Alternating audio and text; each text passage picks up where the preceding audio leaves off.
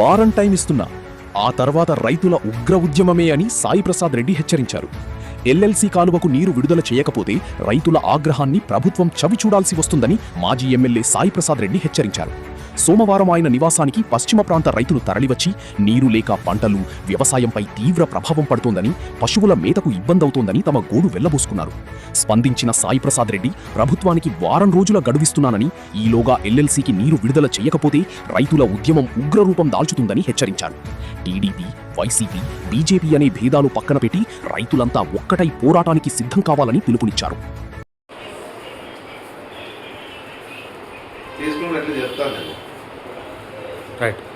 ఇప్పుడు వీళ్ళంతా మా రైతులు ఎట్లున్నారంటే ఉన్న చోటు కమ్మలు అంటారు మా రైతులు. ఇక్కడ ఆడిపోతే పోతే ఇది ఎల్ఎల్సీ పోతే ఇవి కాదు, ఇది అయ్యలేదు. మనం నీళ్ళు డ్యామ్లో ఉన్నాయా లేదా, మాకు రావాల్సిన ఫోటో ఎందుకు రావడం లేదు, మనం మిగతా వాళ్ళకి ఎట్లా అనేది కూడా అడిగేదానికి రైతులంతా ఉద్యమించాలి మనం, లేకపోతే కాదు ఇది. ఇక్కడ ఆడిపోతే ఏం చేస్తారు? ఆడిపో సమాధానం చెప్తుందా? ఈడ బోర్డు, ఈడ లోకల్లో బోర్డు పోతే వాళ్ళు ఏం చెప్తారు? రావాలప్ప ఇంత రావాలని చెప్తారు. వాళ్ళు ఇస్తారు నీళ్ళు ఏమన్నా? ఇదంతా కూడా ప్రభుత్వం చేయాల్సిందే పనే. అంటే చంద్రబాబు నాయుడు గారు పర్మిషన్ తీసుకొని, అక్కడ ఉన్నటువంటి అధికారులు తీసుకొని అక్కడ వాళ్ళ అధికారులతో మాట్లాడుకొని మన నీళ్ళు వదలాల, మనకు రావాల్సిన మాట ఎంత వస్తుందని చెప్పి. అంతేగాని ఈడ ఆడిపోతే ఏమొస్తుంది? ఆడిపోతే ఏం సమాధానం చెప్తాయమ్మా? ఏమి మన ఇంకా కలెక్టర్ దగ్గర పోతే సమాధానం చెప్పచ్చు. వాడి ఏం చెప్తారు పాపం? ఇవన్నీ కాదు, రైతుల్లోనే రావాలా, ఎవరు ఖర్చు వాళ్ళు పెట్టుకోవాలా, జీపులు వేసుకోవాలా, రైతులతో కథలు వస్తేనే ఏదన్నా కానీ మనం పోరాడితేనే వస్తుంది, లేకపోతే రాదు. అంతే వీళ్ళు చెప్తుంటారు. ఇప్పుడు అది చెప్పినట్ట తాగేకి నీళ్ళు లేవు, తాగపోతే ఎట్లా 2020 వరకు ఉండాలి కదా అని. 2000 మాకేం ఉండేది 11 టీఎంసీ మాకు రావాలి 90. మళ్ళీ మిగతా వాళ్ళకి ఎట్లా ఇస్తారడా? రైతులకి ఎట్లా ఇస్తారు, మళ్ళా ఎల్ఎల్సీకి ఎట్లా ఇస్తున్నారు, మళ్ళీ అదే ఎల్ఎల్సీకి కర్ణాటక కోట కింద ఎట్లా ఇస్తూ ఉన్నారు. మళ్ళీ ఇవన్నీ కాదు కదా, ఇవన్నీ మళ్ళీ ఎదురున్నప్పుడు మళ్ళీ వాళ్ళకి తాగే పర్లేదు నీళ్ళు. అంటే మాకు అవసరం లేదు ఎల్ఎల్సీకి.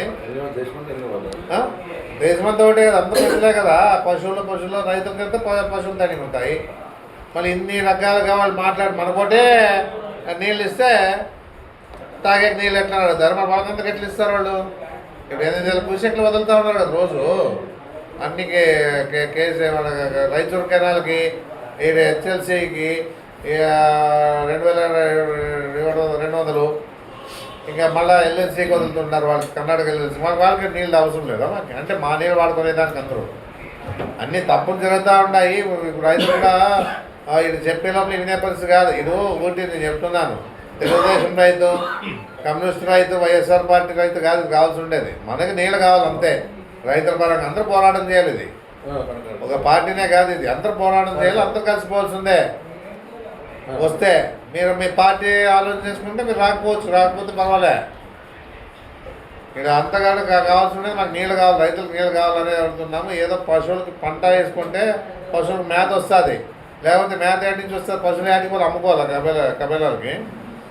అందుకే దయచేసి అందరూ కూడా ఆలోచన చేసుకుని, తెలుగుదేశం పార్టీ వాళ్ళు కానీ, బీజేపీ పార్టీ కానీ, పవన్ కళ్యాణ్ పార్టీ కానీ, ఇంకా అన్ని పార్టీలు కూడా ఆలోచన చేసుకొని ముందుకు పోయేదానికి ప్రయత్నం చేసుకోవాలి. కానీ మీరు వచ్చినా రాకపోయినా మేమంటూ మేము ఆల్రెడీగా డిసైడ్ అయిపోయినాము.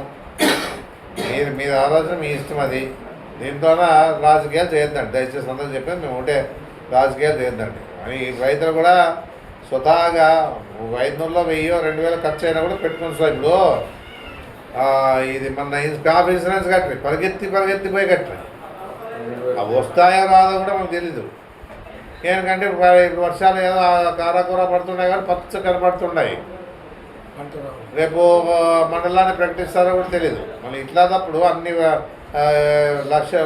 వేలు కట్టిన దొడ్లు. ఇప్పుడు నేను చెప్పేది అదే, అందరూ కలిసిపోదాము రాండి. ఎవరికి బరువు అనేది లేకుండా మనమే స్వతహాగా పోదాం అనేది రైతులు కావాలా. అప్పుడు ఆ సైడ్ విజయవాడ రైతులు ఉద్యమిస్తారు. ఈయన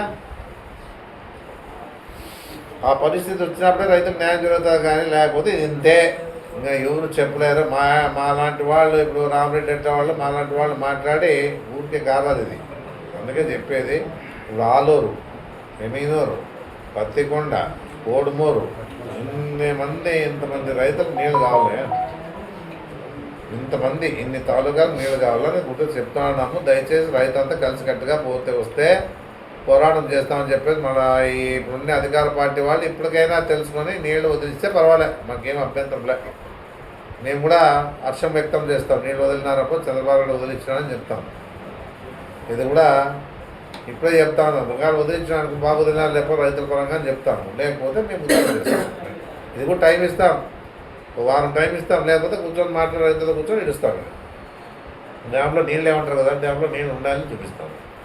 ఇప్పుడు ఎందుకంటే మనకి రావాల్సిన 11 టీఎంసీ 5 టీఎంసీ ఇచ్చినా ఇంకా 6 టీఎంసీలు ఉంటుంది మనకి. 6 టీఎంసీల్లోనే మనకి తాగేదాన్ని నీళ్ళు పెట్టుకోవచ్చు.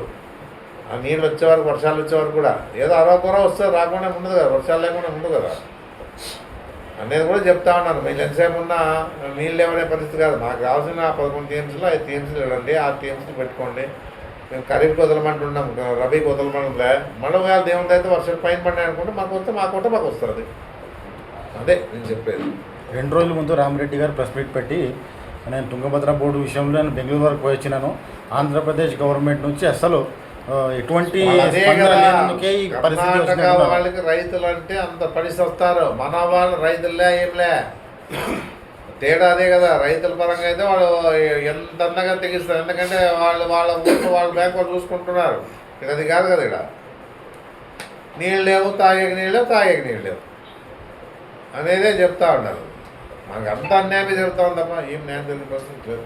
3 రాష్ట్రాల సీఎంలు సమావేశమైనా కూడా ఎటువంటి లబ్ధి అనేది చేకూరలేదు. 3 రాష్ట్రాలు కలిసి ఉండేది ఎందుకంటే కొత్త చట్టాలు వేసినారు కాబట్టి 3 రాష్ట్రాలు కలిసినారు, ఏమి ఓపెనింగ్ చేశారు, పోయించారు. అంతే 3 రాష్ట్రాలు సంబంధించింది కాబట్టి తెలంగాణ, ఆంధ్ర, కర్ణాటక 3 కాబట్టి ఇప్పుడు అది కాదు కదా.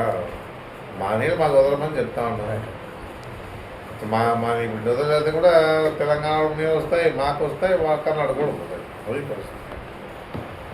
మేము మా కోట ఇచ్చిపోయినా మేము నీడము ముందుకంటారు అంటే కర్ణాటక వాళ్ళు కూడా ముందుకు ఇడాలేడా. ఇక్కడ కర్ణాటకలో పోయేందుకు 120 నిమిషాలు వెళ్ళడంలో వాళ్ళు ఎంతసేపు ఉన్నా మా నీళ్ళు వాడుకుంటారు, మా నీళ్ళు వచ్చినప్పుడు మా కోటలో వచ్చినప్పుడు వాళ్ళు వాడుకుంటారు. మళ్ళీ ఇప్పుడు వీళ్ళకి వాళ్ళ నీళ్ళు వాడరాదు, మా నీళ్ళు అయితే వాడచ్చు. అది పరిస్థితి జరుగుతూ ఉంటుంది. అంత ఆలోచన లేదు కర్ణాటక. మన కర్ణాటకలో కూడా బాగా చూపిస్తారు, నీళ్ళకి లేవంటే అంత పోరాటం చేస్తారు, భయపడతారు. రాజకీయ నాయకులు భయపడతారు. ఈడే ఊర్లేరు ఇట్లే పార్టీలు. ఏం పార్టీలు కాదు, ఇప్పుడు ఇంపార్టెంట్ రైతులు కదా. మనకు కావాల్సింది పశువులు తాగేదా నీళ్ళు కావాలా, రైతులు కావాలి. వస్తేనే అది జరిగేది. అది